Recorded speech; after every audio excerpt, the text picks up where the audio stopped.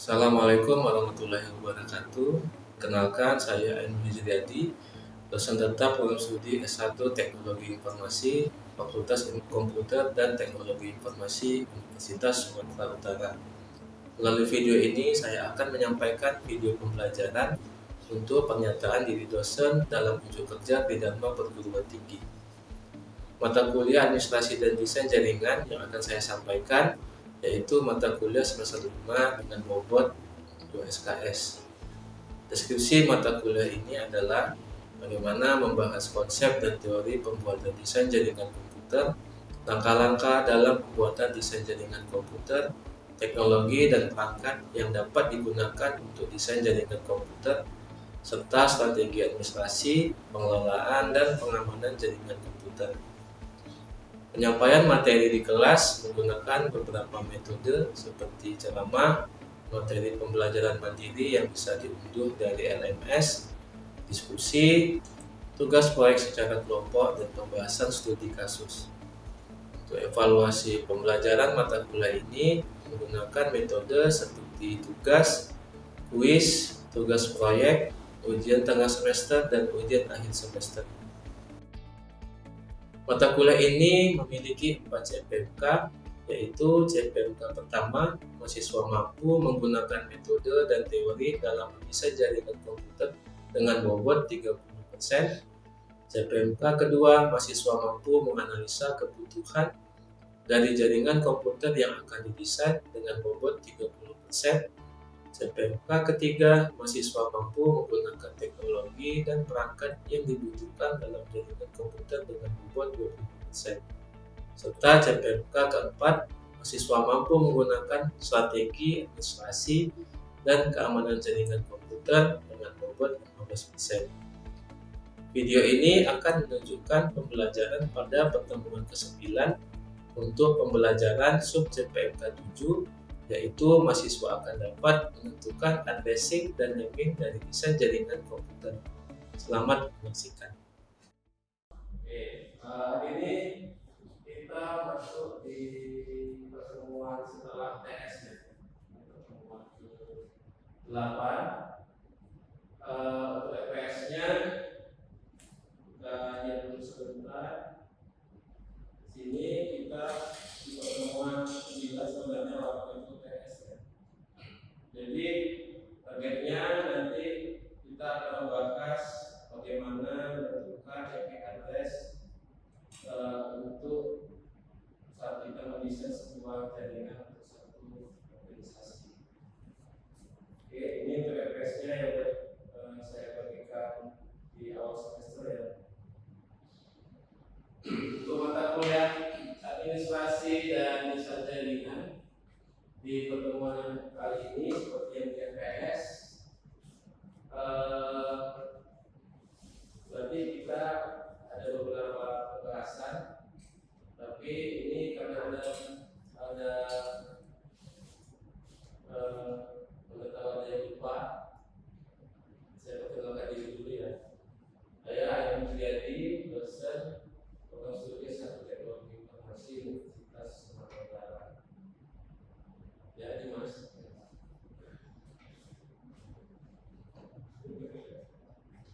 Oke, untuk mata kuliah administrasi dan desain jaringan yang hari kita bahas itu terkait addressing tadi. Jadi addressing ini sebenarnya yang dimaksud adalah IP address.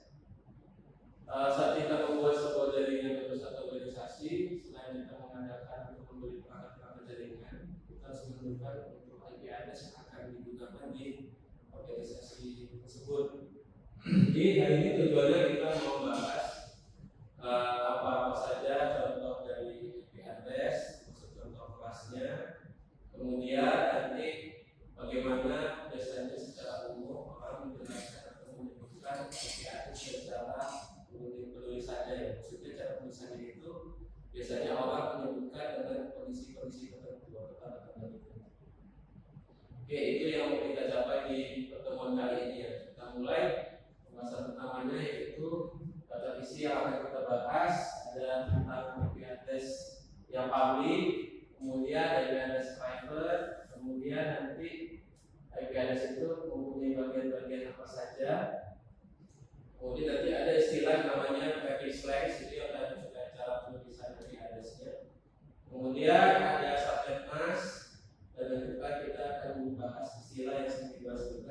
istilah classful dan classless di IP address.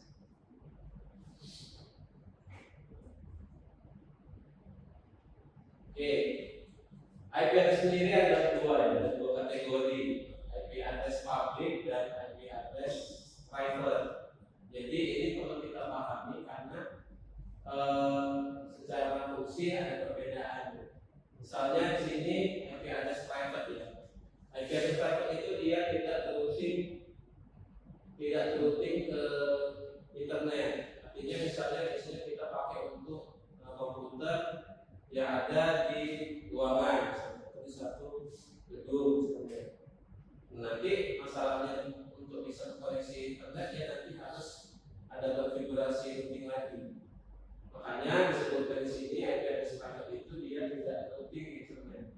Nah, kalau IP address public itu memang dibutuhkan untuk perangkat yang harus langsung terhubung ke internet.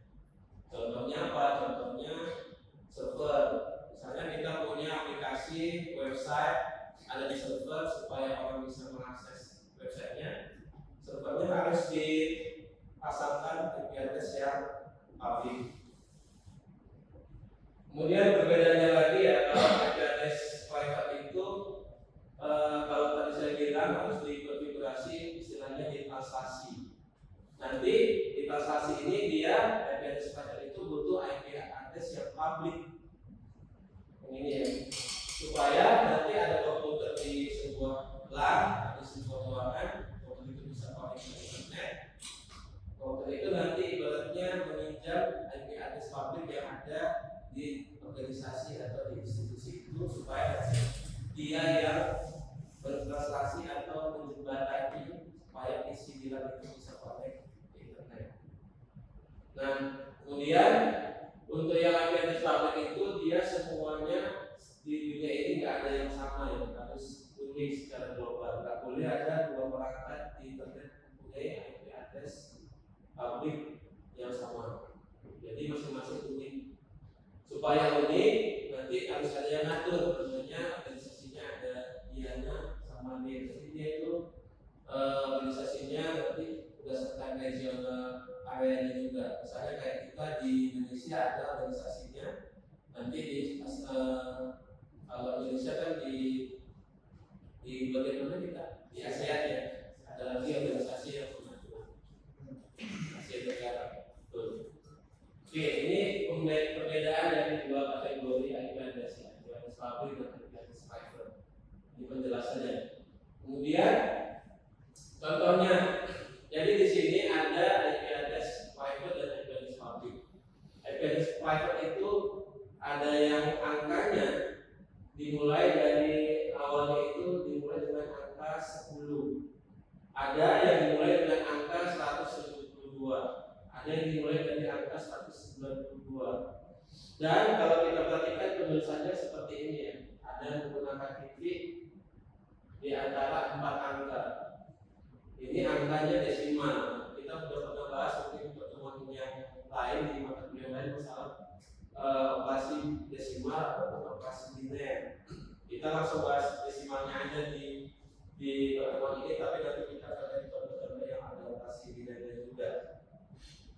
Jadi ada range-nya ya, ada range dari 10.0.0.0 sampai 10.255.255. Pasti ini akan kita jumpai di komputer kita kalau komputernya ikut koneksi ke jaringan. Kemudian IP address public intinya sebenarnya ya ada range-nya juga ya. Cuma supaya mudah ingatnya, kita cukup ingat yang private aja. Kalau kita ingat range-nya mulainya dari angka berapa, harusnya nanti kita lebih mudah ingat yang range untuk IP address public. Pertanyaannya, kenapa ada 3? Kenapa ada 3 range? Ya? Kenapa ada 3 range? Itu disebabkan oleh kelas-kelas ini. Jadi IP versi 4, kita mesti bahas IP versi 4 itu punya kelas. Ada yang kelas A, ada yang kelas B, ada yang kelas C, kelas D, dan kelas E. Kita tadi memberikan contoh range yang kelas A, kelas B, sama kelas C. Kenapa kelas B sama kelas C nggak saya kasih contoh? Karena memang secara umum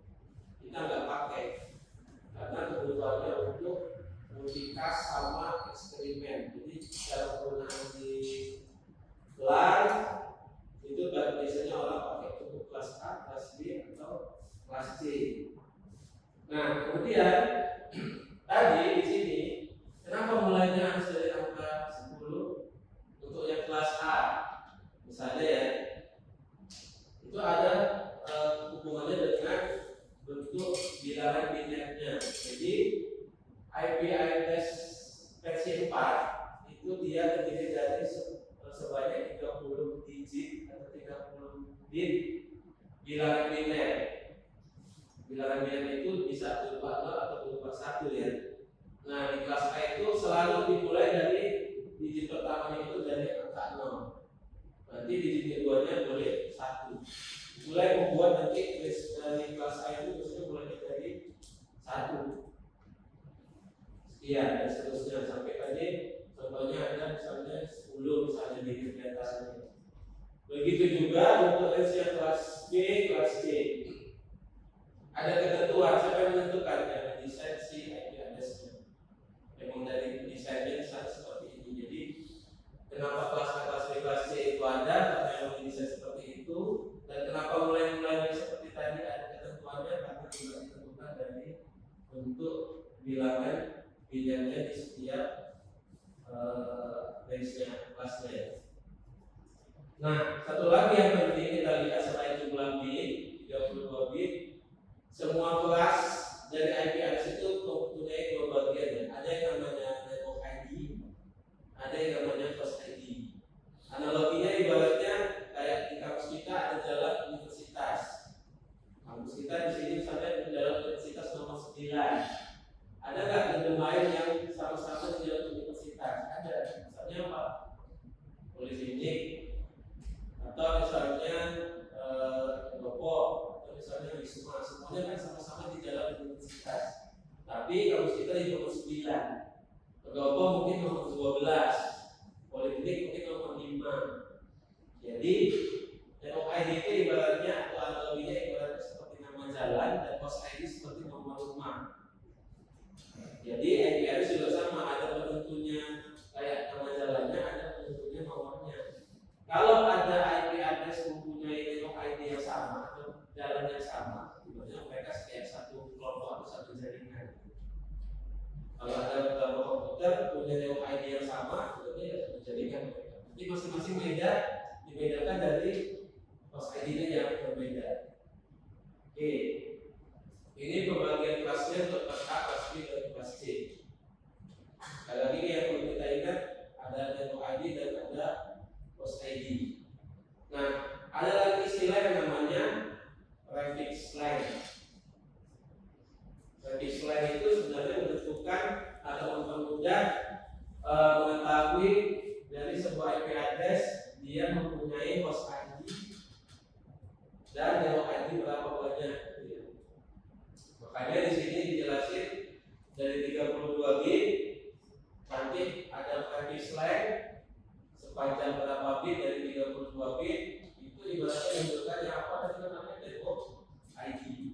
Ya, yang ini host ID, yang ini prefix ini menunjukkan network ID. Nah, kemudian prefix ini untuk menentukan subnet mask. Kita coba lihat dulu contohnya ya. Contoh ada IP ditulis cara tulisannya itu ada 192.168.10.1. IP address itu dia wajib punya yang namanya subnet mask.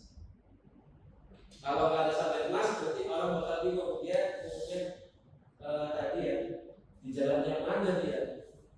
Jadi supaya IP address itu nanti orang bisa tahu mana bagian network ID-nya atau nama jalannya tadi, butuh yang namanya subnet mask. Subnet mask bentuknya seperti ini. Kalau yang sebelah sini ini IP address, dia butuh yang namanya subnet mask. Bentuknya seperti ini. Supaya bisa disingkat, pakai tulisan prefix seperti ini, pakai garis miring, kemudian angka 24 atau angka sekian. 24 ini angkanya dari mana? Angkanya dari jumlah bit yang dibutuhkan atau yang ditentukan. Kalau misalnya 24 berarti nanti prefixnya itu sebanyak 24 bit. Kalau misalnya 25 berarti prefixnya ada 25 bit dari total 32 bit. Nah, intinya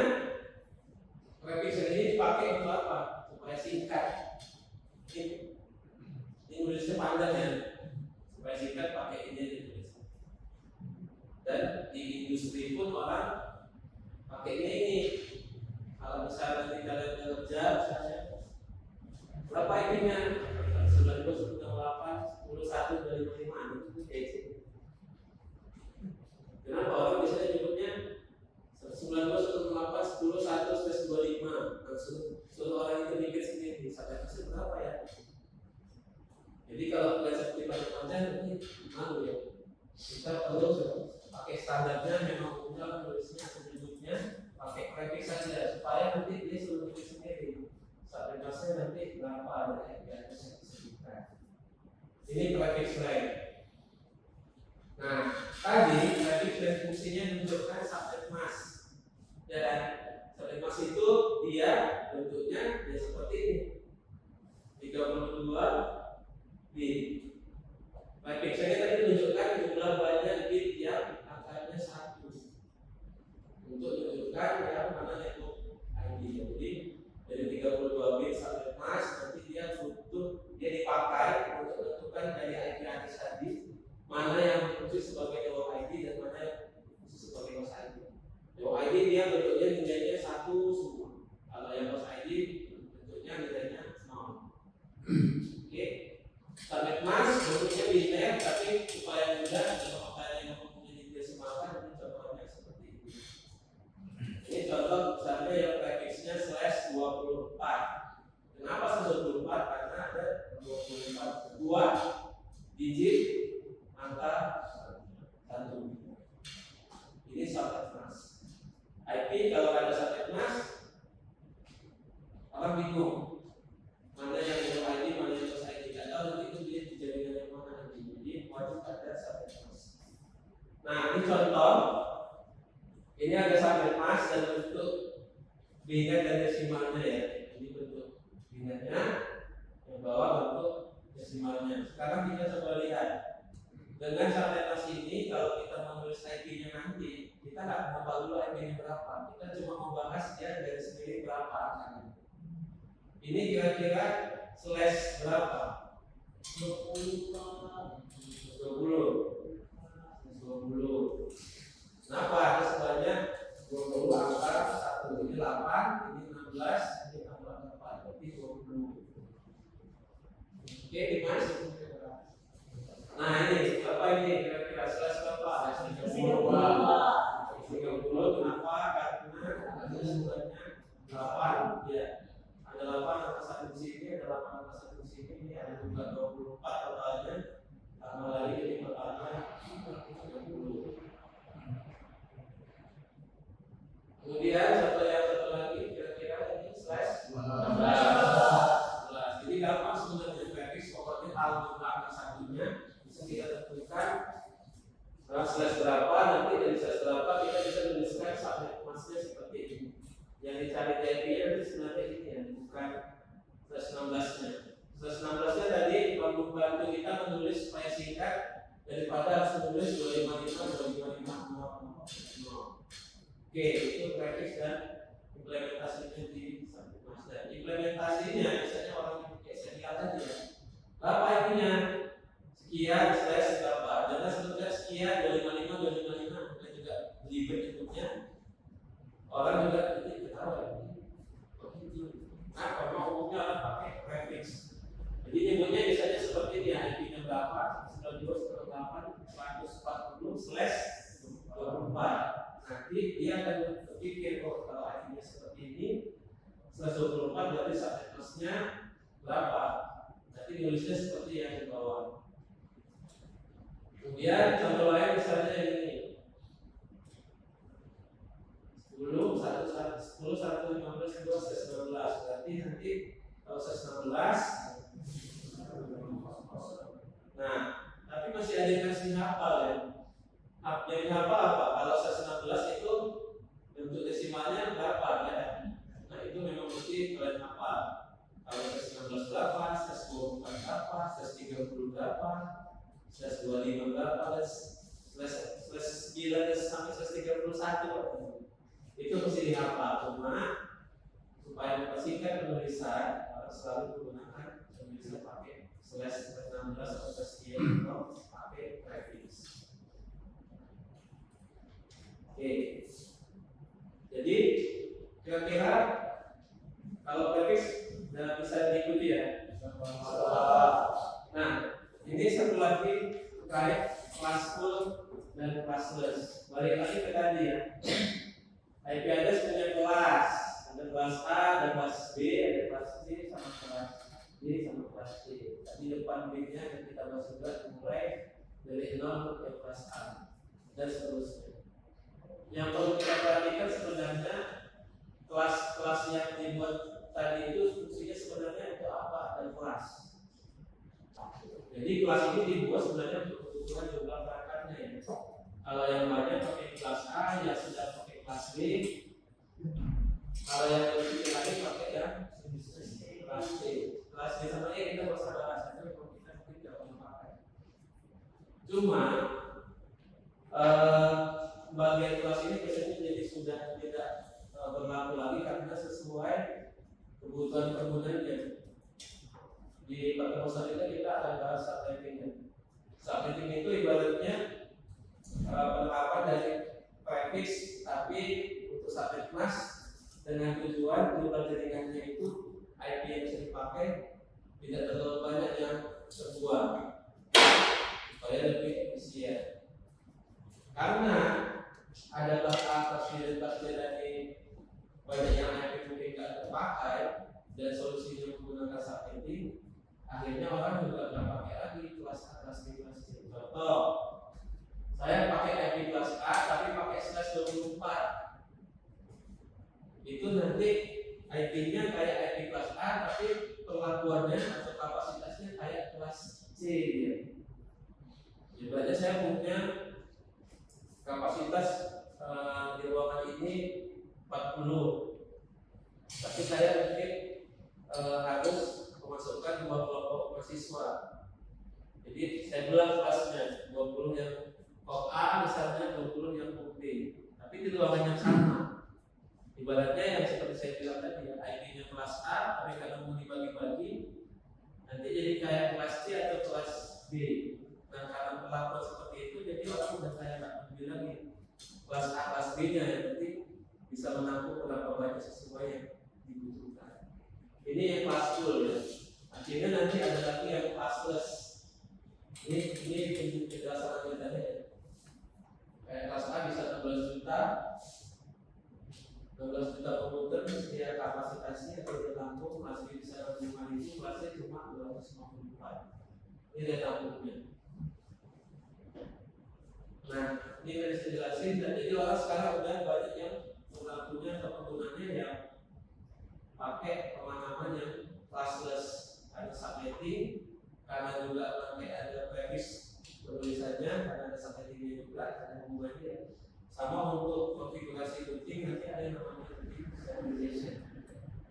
Contohnya, ibaratnya gedung A, gedung B, gedung C semuanya dimulai dari angka 10 IP-nya. Terus saya membuat gedung A, gedung B, gedung C bisa akses internet. Tinggal nanti saya buat konfigurasi routernya itu rupanya yang 10, sisanya berapapun bisa pakai internet. Itu contoh routing serialization. Jadi udah jarang orang pakai yang standar dan kelas full tadi, yang pakai kelas A, kelas B, sama kelas C. Nah, kira-kira ada yang mau ditanya? Ada yang mau ditanya? Pak, nanti di nomor berikutnya kan itu kita bahas banyak kelas. Iya. Ya. Harusnya kan udah belajar subnetting di mata kuliah komunikasi data jaringan dari JK. Tapi ya memang biasanya karena mata kuliah ini memang kita penggunaannya atau tujuannya kita bisa mendesain dari bentuk perangkat dari penggunaan API sampai kira-kira perangkat apa saja yang dibutuhkan. Tetap nanti saya bisa desain jaringan untuk beberapa gedung nanti pakai IP berapa dan perlu subnetting atau enggak. Jadi nanti ya kita bahas lagi subnetting ulangan. Ada lagi kira-kira yang mau tanya setelah IP? Kalau mungkin nggak ada, kita coba review ulang materi yang tadi apa sisanya. Yang ini juga yang pertemuan yang lain juga bisa diambil di kelas ini dari materi ya. Sebutkan contoh kelas GBS. Ada beberapa kelas ya, tiga A, kelas B,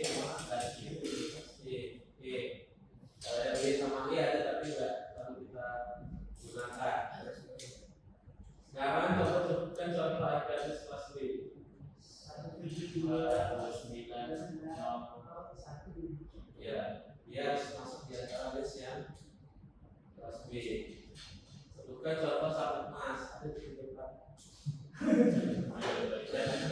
Yang mana sabuk emas? Ya 255, 255. Nah, ini ada contoh lagi. Sebutkan revisi dari sabuk emas berikut. Plus 24. Dia hitungnya 10, 15, 15, 10, 15, 15, 15, plus 24. Oke. Jadi kita sudah bisa tentukan kelas IPATES, kita bisa tentukan penggunaan prefix dari sebuah IPATES ya. Nanti kita lanjut di pertemuan selanjutnya. Terima kasih atas perhatiannya. Tapi kita simpulkan terakhir sini tadi ada dua jenis IPATES, public sama private, ada emas tadi kita ada ID sama ID. Kemudian ID dan ID itu penting sekali bagi IPATES. Prefix tujuannya untuk mempersingkat tulisan. Kemudian kelas itu lebih umum digunakan saat ini daripada yang kelas 10. Oke, itu aja kesimpulan dari pertemuan hari ini. Terima kasih sekali lagi. Assalamualaikum warahmatullahi wabarakatuh.